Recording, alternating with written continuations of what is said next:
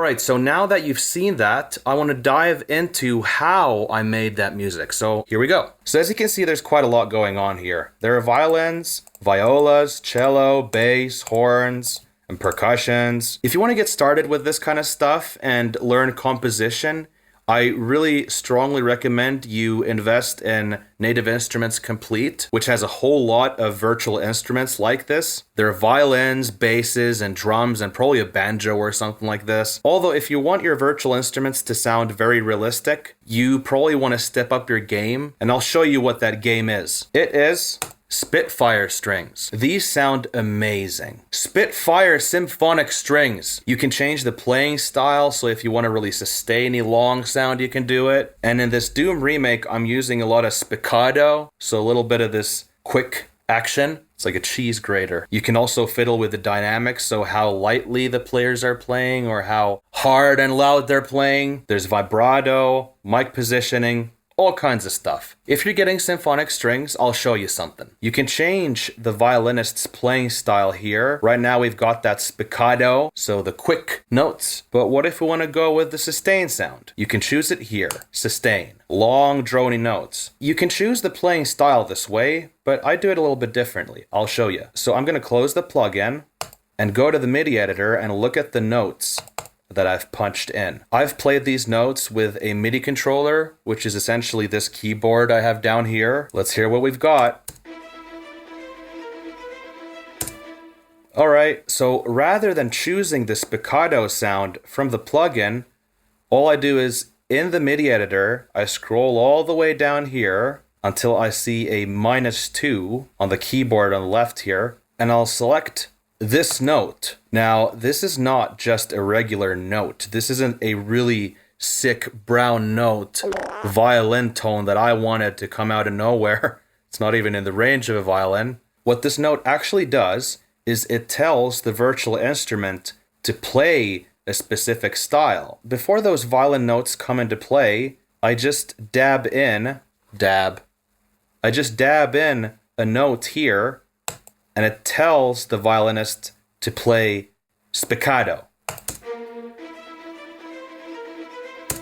I can change it to that sustainy tone like this. There, the C over here is sustain. Let's listen now. Sounds great. Sounds so much better than it did before. Not really. A very cool thing you can do. This is here for the spiccatos. You might be wondering, why is this here? It's here because I wanted a trill playing style. Not what the cats do, you know. But the sound when you do it with strings. It affects these notes up here. So that's a cool little trick I like to do with all kinds of strings. I did the same thing with the viola. But instead of the longer notes trilling, I wanted them to do a tremolo effect, like this. So it sounds really cool when the violins are trilling like a cat, and the violas are tremoloing like some animal we don't know of. Let's hear both. Very cool. The cellos and the basses are basically following the bass line of the original song.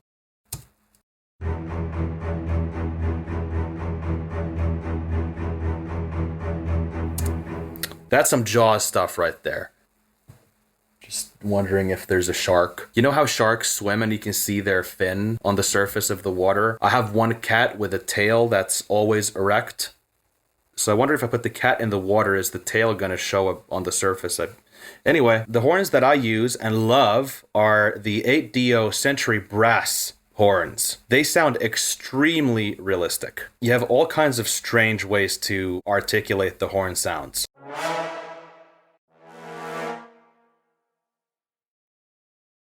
If you want to go with really cinematic drums, I highly recommend the drums that come with complete action strikes. Listen to this. Let's go to war. I wanted to beef up these drums to have a bit more low end and attack. So again, I used complete. Drum Lab. On their own, it sounds terrible. You can't really go wrong with complete. There's just so many sounds in this thing. I still use a lot of their stuff. This is complete. this is complete.